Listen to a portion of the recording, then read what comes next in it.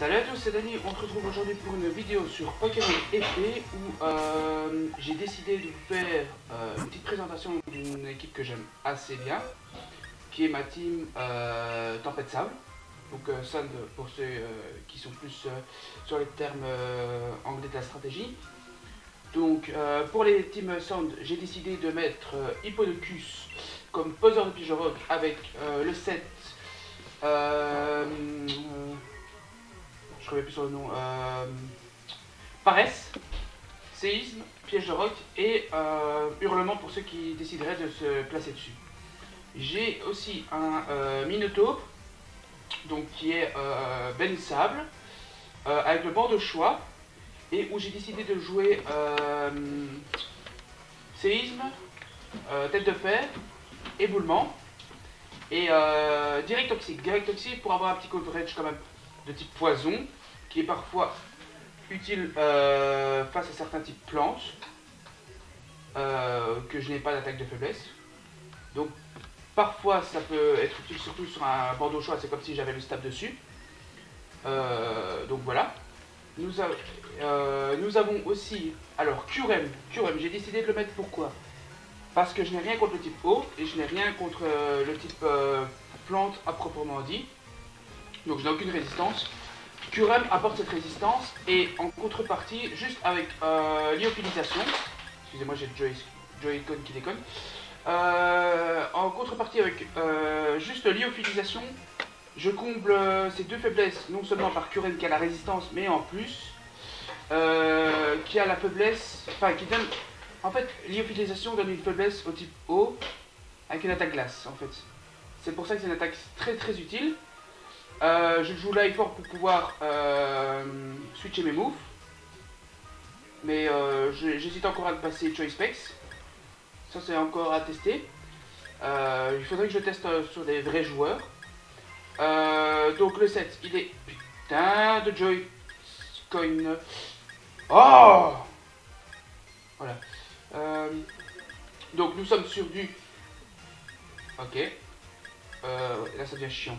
Nous sommes sur du laser glace, donc lyophilisation, Dracometeor et Telluri Force. Donc voilà. Nous avons un Tyrannosif qui accessoirement pose la... J'ai oublié de dire l'objet de mon Hippodocus. J'ai mis l'objet qui permet de tenir la sonde plus longtemps que la normale. Donc au lieu de faire 5 tours, ça fait 8 tours. Tout comme ça peut arriver sur... ça peut arriver sur les roches humides et tout ça, c'est un peu le même style de roche. Donc ici nous avons un Tyrannosif. Alors je joue Jovial pour dépasser certaines menaces, Dragon Dance. Donc pour dépasser à +1 certaines menaces assez reloues. J'ai décidé de mettre avec ça séisme pour le coverage. Éboulement parce que ça a plus de précision que lame de roc. Et en plus pour ceux qui me connaissent savent que j'ai très peu de chance avec la RNG. Et alors nous avons en stab Machouille. Donc voilà. Et la Choppleberry c'est la baie qui permet de diviser par 2 les dégâts de combat. Ça permet de tanker en Dynamax certaines attaques combat. Donc ici la plus grosse surprise de la team, c'est le trio piqueur, qui n'est pas piège sable, ou je sais plus ce que c'est en français, c'est arène attrape en anglais. Et en fait, j'ai décidé de faire un force sable. Donc pour taper plus fort et pour créer l'effet de surprise. Donc du coup, il gagne un bonus de dégâts de 30% sur séisme et éboulement. En coverage, j'ai décidé de mettre Sucker Punch, donc coup bas, pour la priorité. Et Griffombre, parce qu'il y a quand même pas mal de spectres assez chiants à gérer, donc ça me permet de faire du dégât sur des types spectres. Et alors en dernier lieu, j'ai décidé de mettre le fameux Karatroc. Alors Karatroc, pourquoi j'aime ce Pokémon? Parce que c'est très bulky. Sur la tempête de sable, il a encore sa défense spéciale qui est augmentée. Comme vous voyez, il y a des défenses insane, en dépit d'une mauvaise base de PV, mais je vous rassure qu'il est très difficile à one shot. Ça me permet aussi de donner un sacrifice pour un free switch. Ça me permet d'aller sur des attaques combat en contrepartie qui ne font pas très mal parce que c'est neutre. Et vu sa grosse résistance, c'est plutôt cool parce que je n'ai pas de vrai switch aux attaques combat. J'en ai même 3 faiblesses, dont une double. J'ai décidé de mettre le set Exuviation pour augmenter ses défenses vu qu'il a, Contestation qui inverse en fait les stats. Donc les stats qui augmentent diminuent avec ce talent et les stats qui diminuent augmentent. Comme à la base, Exuviation augmente l'attaque et l'attaque spéciale. Chez Caratrux ça la diminue, mais ça augmente la défense et la défense spéciale parce que normalement ça la diminue. Donc j'espère avoir été précis pour ceux qui ne connaissent pas l'attaque. En deuxième attaque, j'ai décidé de mettre Toxique. Toxique qui est très très chouette contre le stall et qui permet de ne pas rester trop passif. Repos, parce que Repos c'est un très bon utilisateur de repos dû à son bulk. Plus si on arrive à mettre l'exuviation, il a le temps de se réveiller avant de mourir en général. Et Abri pour justement jouer le combo Toxique-Abri qui est joué par pas mal de stalls. Et j'ai décidé de mettre le Rockhelmet, c'est quoi ça encore français, c'est le casque brut. J'ai décidé de mettre le casque brut pour les dégâts physiques, ça permet de mettre des petits dégâts de gratte à chaque coup, et éventuellement casser une ceinture force ou quoi, ou qu'est-ce. Pour par exemple les Minotopes qui sont joués ceinture force, auraient tendance à faire tête de fer. Non seulement ça ne one-shot pas, mais en plus ça met des petits dégâts de gratte avec le Rockhelmet, ça casse les ceintures force, etc., etc. Donc voilà un peu le délire de la team. C'est une team que j'aime beaucoup et qui a pas mal de potentiel. Bien sûr, il reste des choses à améliorer, mais je tenais à vous faire partager cette team parce que franchement, elle me plaît beaucoup. Et je vous propose même qu'on la teste d'ailleurs. Je vous propose même de l'essayer. Comme ça, vous avez une petite démonstration plutôt sympathique. Donc on va aller en format 6v6 solo. Et alors, je vous propose une petite démonstration. La team est plutôt très sympa. Après, j'ai jamais les prétentions de dire que j'ai les meilleurs sets, les meilleurs pokés, les meilleurs combos, la meilleure strat et tout ça. J'ai jamais une prétention pareille. Mais je dois bien reconnaître qu'elle fait quand même assez mal. Faut bien reconnaître. Alors, on va prendre notre petite Team Sound. Et je suis encore en réflexion pour savoir si je vais mettre le Choice Specs ou le Life Orb pour Curem. Normalement, le méta c'est plutôt Specs, mais je me dis que le Life Orb ça crée plutôt l'effet de surprise au départ. Si l'adversaire n'est pas un peu attentif, il ne pourrait pas voir que vous avez les points de vie perdus. Ah, presque une mono haut. C'est quoi ça comme team? J'imagine qu'il valide avec son prédastérie. Donc en vrai, ce que le play serait pas de directement mettre Hippodocus pour mettre la sonde et puis on va directement sur Minotaur.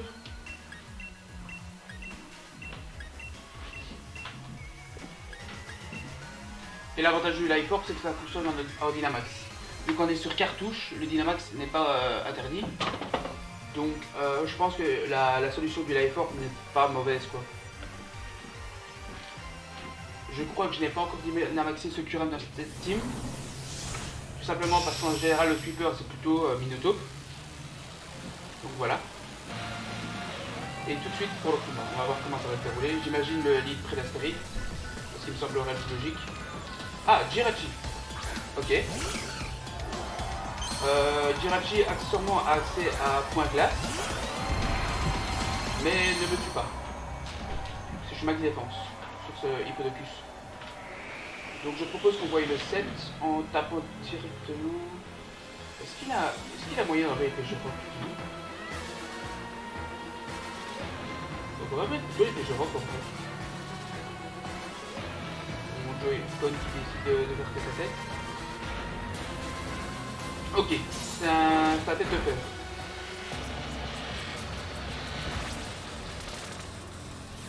Ça risque d'être potentiellement relou. Et on va faire du coup séisme.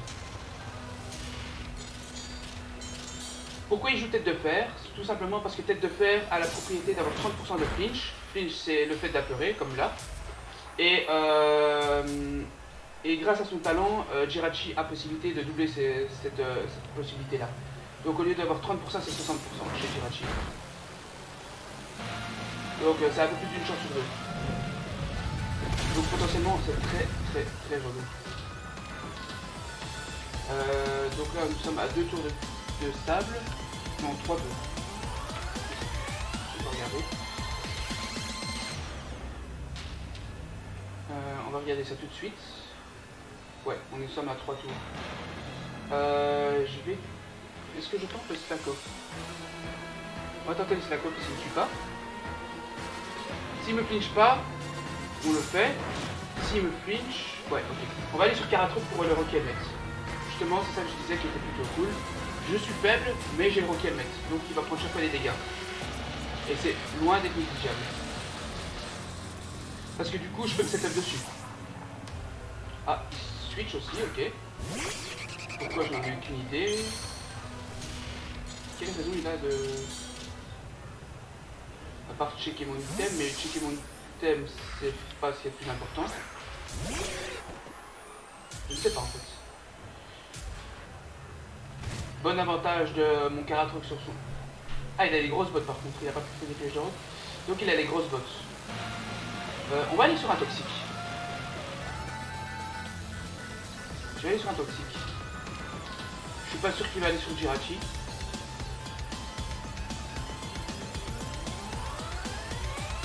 Après, j'aurais peut-être pas dû faire toxique parce qu'il pouvait peut-être aller sur Prédastérie. Il va aller sur Prédastérie, je pense. Ah non, Jirachi quand même, ok. Ça m'arrange. Parce qu'il va faire les petites PDR avec les têtes de fer. Il va se tuer tout seul. J'aurais dû faire Sèche Mage du coup. C'est un petit misplay de ma part. Mais bon. Il ne tuera jamais. Après, ce qui peut être relou, c'est son flinch. C'est un peu le principe du poké. Vous voyez, c'est à peine un two-shot. Hein. C'est un Jirachi qui a 100 de base de puissance. Ok, le Sèche Mage passe. Ça, c'est plutôt cool. Donc ça veut dire qu'il ne tuera jamais le tour d'après. Est-ce qu'on va en mettre un deuxième ou pas? Ça va faire quand même mal. On part sur un repos. Vraie question. On va partir sur un deuxième. Ok. Ça c'est complètement débile parce qu'il y a bien plus de charge avec les Jirok. Prédastérie, c'est un bon switch par-dessus presque que tu n'as pas repos, mais comme c'est mon cas, comme j'ai repos, Prédastérie fera absolument rien. Moi en contrepartie, je fais rien non plus.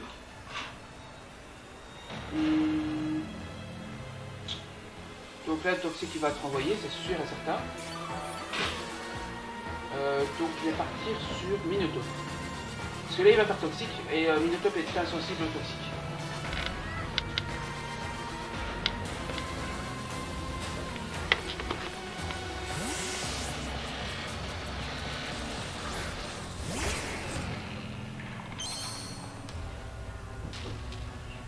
Ah non, toxic fight, ok.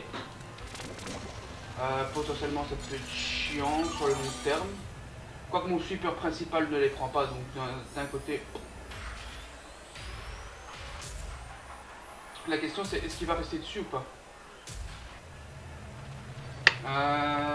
Qu'est-ce qu'il a plus intérêt à mettre? Son bruit hiverne en vrai.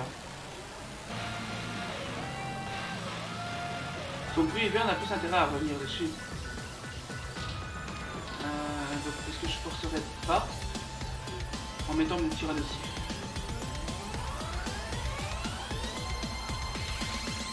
Ah, j'ai mon Joy-Con qui déconne, c'est affreux.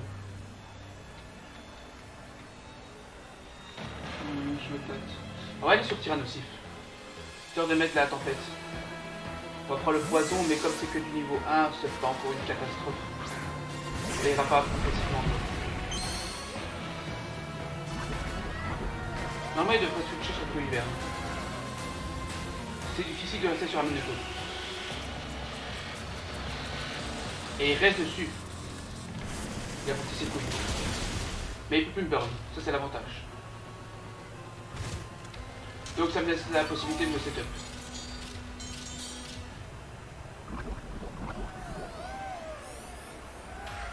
Donc on va se mettre à plus 1.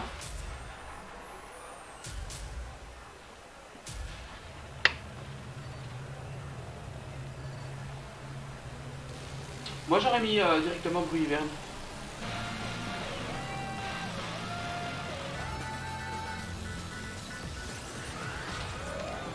Après je connais pas sa propre répartie. S'il est max défense, il tankait. S'il est max défense spéciale, il tankait pas. Il tankait pas le séisme de... Il tankait pas le séisme de Minotaur. A plus 1, je pense que je tue le Prédastérie, il me semble. Pas après, ça dépend de sa répartie.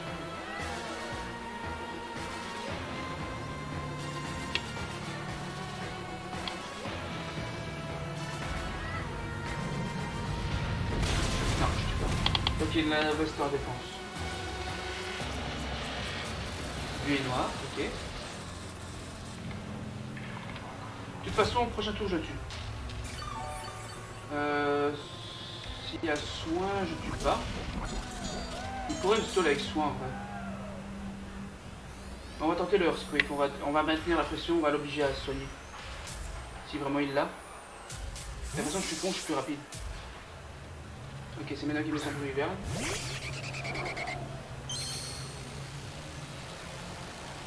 Là on va peut-être essayer de faire un petit peu. Ça serait loin d'être une mauvaise idée pour aller après sur Minotaur. Je vois pas de play meilleur que ça. Ouais non, on va faire ça. On va laisser mourir Tyrannosif.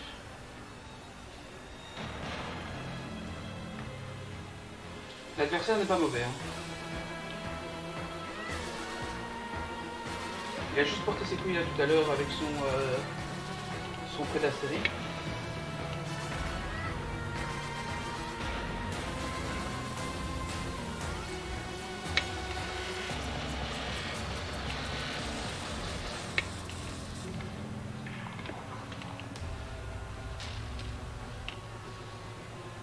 Alors, dis-moi, qu'est-ce que tu vas faire à notre petit adversaire?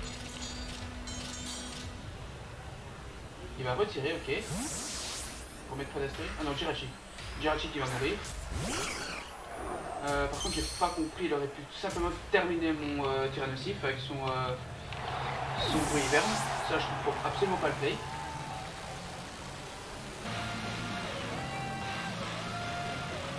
Et je me demande si je tente pas un ou deux PV. Ok, c'est ce que je pensais. Donc on va envoyer Karatrok et remettre après Tyrannosif pour la cendre. On va pas les couilles qui mourra après. Surtout qu'il y a un hiverne. J'ai pas compris ce switch en fait. Je n'arrive pas à me dire pourquoi il... Parce que même pour checker les items c'est un peu débile parce qu'il a déjà été dessus. Je comprends pas en fait ce switch. J'ai un peu de mal.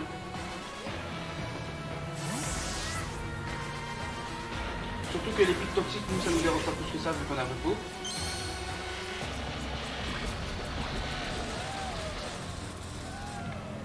Dragon Pulse, ok. On va faire ça avant.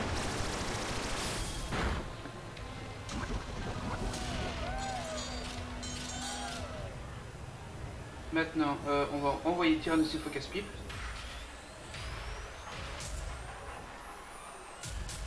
Comme ça on a la cendre et comme ça on a un switch gratuit sur Minotaur. Parce que je suis presque sûr qu'il ne tente pas un check de Minotaur. On va tester ça directement le calque.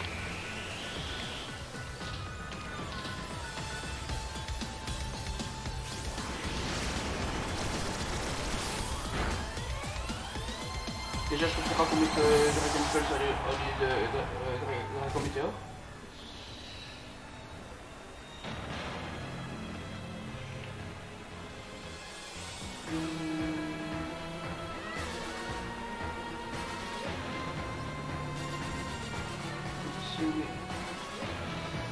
Choice Bent. Je fais vite le calque, mais je suis pas sûr qu'il tank. Non, entre 85 et 101%. Jamais il tank. Parce qu'on est rigide. Et là il a perdu plus de 20%.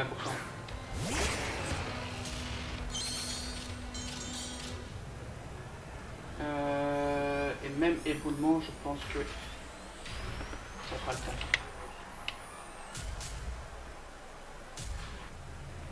Si on fait Rock Slide.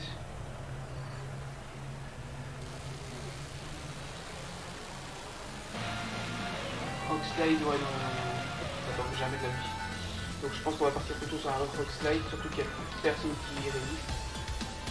Ouais, on va faire ça.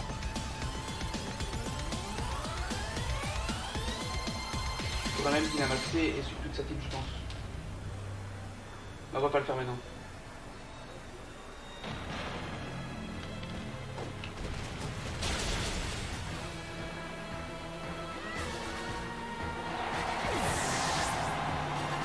Donc vous voyez qu'on a quand même pas mal de réponses, mine de rien. Hein. Parce qu'on peut dire, ouais, t'as pas de réponse sur le type combat, pas vraiment sur le type feu. C'est vrai que j'ai des faiblesses sur le type feu et combat sur mon super principal. Cela dit, grâce au baigne sable, je les dépasse et en général, j'ai one shot avec le bandeau choix. Donc il n'y a pas grand chose qui peut aller vraiment dessus. Ça peut me faire aquajet, mais ça me tue pas. Jamais ça me tue. Il me reste combien de tours de sens? 3 tours. 3 tours d'Enimax. J'ai presque envie de... Non, je vais pas le faire maintenant. Il va me faire aquajet ou escarmouche. Mais ça me tuera jamais. Donc, de toute évidence. Deuxième kill. Pardon. Enfin, on s'en fout parce qu'il reviendra plus jamais, mais... C'est quoi? S'il revient dessus. Il revient à 1 ou 2 PV. Et il se barre.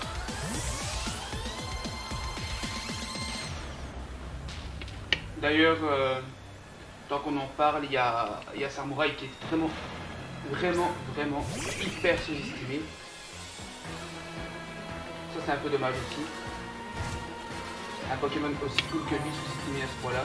C'est un peu dommage, je vais reconnaître. Du coup, on sait que il fait 101 points de vie. En Dynamax, il ne tuera jamais avec Aquajet. C'est plutôt une bonne info. On va retourner sur Karatroc. On va laisser mourir notre Karatroc maintenant. Pour de nouveau avoir un free switch et remettre une tempête sable.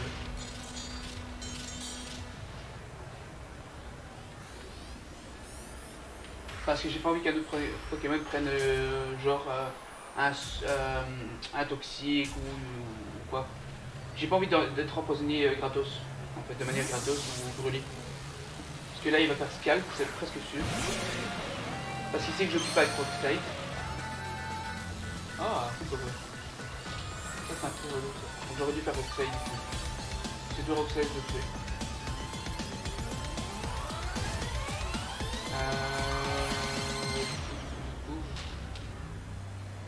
Ça m'arrange pas plus que ça. Ça m'arrange pas par contre. C'est peut-être pas prévu dans mes plans.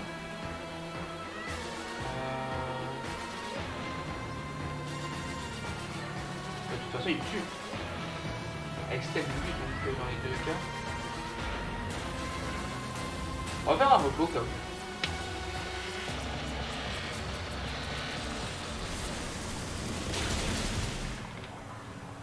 La tempête de sable normalement s'arrête maintenant. Ok. Donc là on va mettre Hippodocus.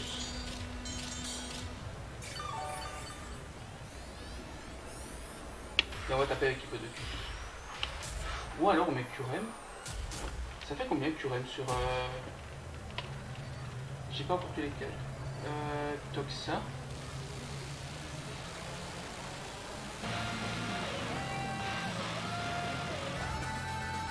Toxapex et Curem.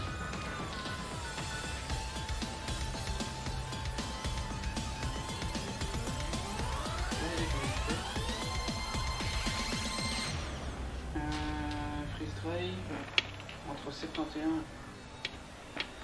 Ok, donc c'est pas dégueulasse. On va être là. Surtout que je suis empoisonné, donc il ne fera pas grand chose. Et il fait pas vraiment de stun. Et il me fait que entre 7 et 8% de dégâts. Et freeze dry est pris par toute sa team. Donc Curem était le meilleur choix. Donc on va aller sur Curem.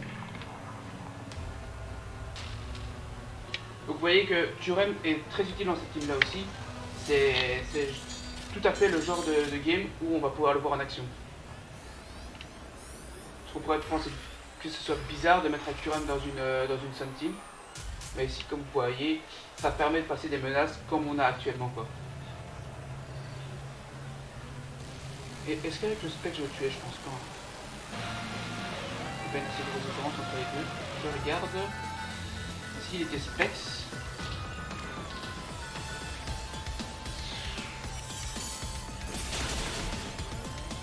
On tue ou pas? Non, on tue pas.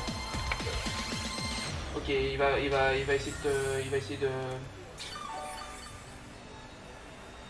Il va essayer comment de... Il va essayer de se tuer.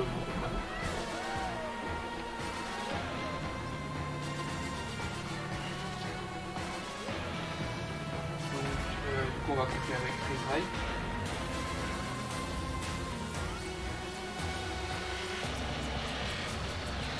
C'est vraiment le joueur qui veut jouer cancer, ça. Typique, c'est vraiment ça. Ok, il a abandonné, de toute façon sur le long terme il gagnait jamais parce que mon Minotop terminait le reste, de toute façon. Quoi qu'il arrive, je dynamaxais mon Minotop sous la cendre et la partie était gagnée. Malheureusement, dommage qu'il a abandonné. J'espère quand même que ce combat vous aura plu. N'hésitez pas à commenter, à liker. J'espère que mes explications sur la team auront été claires et concises. Parce que c'est quand même le but de la vidéo de base. C'était pour vous présenter une team plutôt sympathique. Et voilà, c'est tout ce que j'avais à vous dire. Donc, dites-moi aussi dans les commentaires si ça vous plaît ce genre de vidéo. Chaque fois que je trouverai une team un peu sympathique, je vous la présenterai. La vidéo est un peu longue, je suis désolé. Et en attendant la prochaine vidéo, je vous dis bisous sur la face gauche, ciao ciao ciao.